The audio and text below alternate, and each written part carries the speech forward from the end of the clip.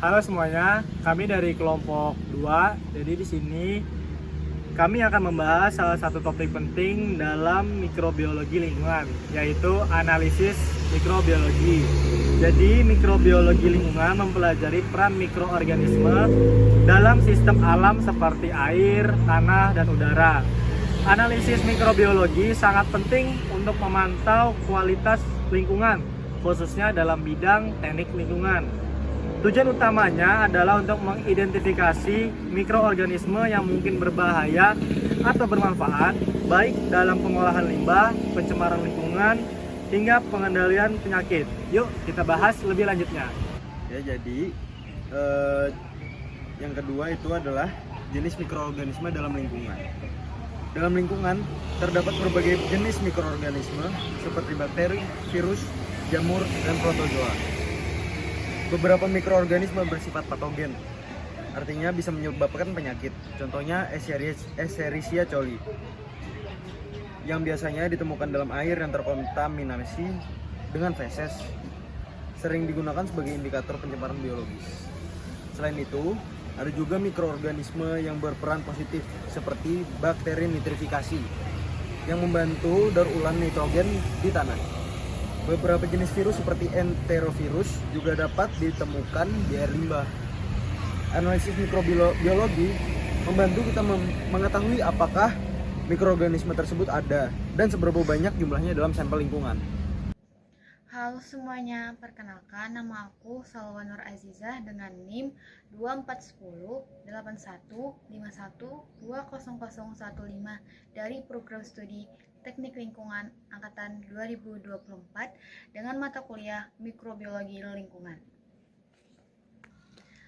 Oke, selanjutnya aku akan menjelaskan yaitu sumber mikroorganisme di lingkungan. Nah, mikroorganisme di lingkungan bisa berasal dari sumber alami maupun dari sumber manusia atau buatan manusia. Nah, sumber alami yaitu antara lain tanah, vegetasi, dan hewan liar. Nah, sedangkan sumber antropogenik bisa berasal dari limbah rumah tangga, industri, rumah sakit, bahkan dari peternakan. Contohnya, yaitu bakteri dari limbah domestik bisa terbawa oleh aliran air hujan dan mencemari sungai atau danau. Nah, terus oleh karena itu, teknik pengambilan sampel mikrobiologi sangat memperhatikan sumber kontaminasi potensial agar hasilnya akurat dan dapat digunakan sebagai dasar pengambilan keputusan di bidang lingkungan.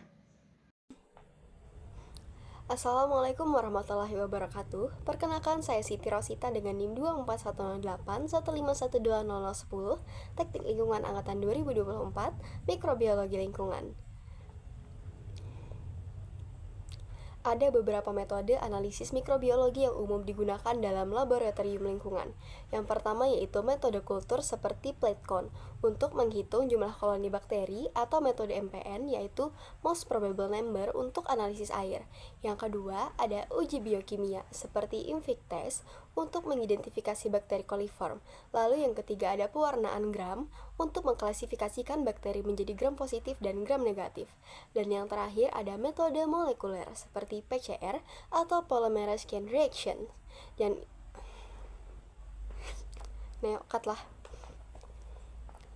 Lalu yang keempat ada metode molekuler seperti PCR atau polymerase chain reactions yang digunakan untuk mendeteksi DNA mikroba secara cepat dan spesifik walaupun biayanya yang lebih mahal. Dan pemilihan metode-metode tersebut bergantung pada tujuan analisis dan jenis sampel yang diuji. Perkenalkan, nama saya Zahwa Novia Fitri dengan NIM 241081511213, kelompok 6, program studi Teknik Lingkungan, Mikrobiologi Lingkungan. Nah, yang kelima adalah contoh aplikasi analisis di air, tanah, dan juga udara. Mari kita lihat bagaimana sih analisis mikrobiologi diterapkan pada berbagai media lingkungan.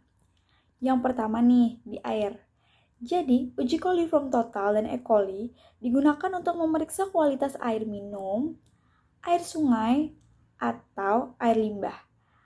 Yang kedua adalah tanah, digunakan untuk mengevaluasi kontaminasi oleh mikroorganisme patogen atau mikroba pengurai bahan organik. Dan yang ketiga adalah udara. Mikrobiologi udara melibatkan pengambilan sampel bioaerosol menggunakan alat seperti impinger atau filter guna mendeteksi jamur dan bakteri di udara. Nah, jadi teman-teman sekalian, ketiga jenis analisis ini benar-benar penting dalam penilaian resiko dan pengendalian pencemaran lingkungan. Halo, aku Amai Elpa dengan NIM 2410851200018 dari kelompok 6 Mikrobiologi Lingkungan, Program Studi Teknik Lingkungan. Nah, selanjutnya, dalam bidang teknik lingkungan, analisis mikrobiologi juga berperan besar dalam beberapa hal. Seperti yang pertama, yaitu pemantauan kualitas air limbah di instalasi pengolahan air limbah atau biasa kita kenal dengan IPAL. Yang kedua, evaluasi keberhasilan proses desinfeksi, seperti penggunaan klorin untuk membunuh mikroorganisme di air. Yang ketiga, deteksi dini wabah penyakit yang ditularkan melalui air, seperti tifus atau kolera. Dan yang terakhir juga berperan besar dalam bioremediasi, yaitu penggunaan mikroorganisme untuk membersihkan pencemar, seperti tumpahan minyak atau bahkan logam berat.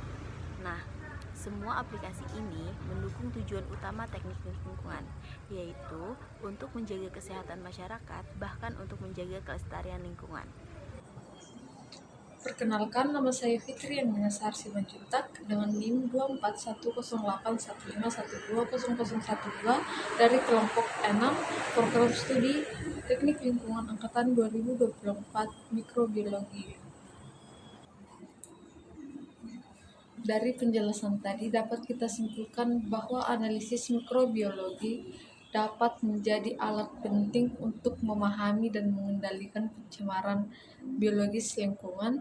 Mikroorganisme dapat menjadi musuh kita, tetapi juga dapat menjadi sahabat kita tergantung bagaimana kita mengendalikan dan mengelolanya.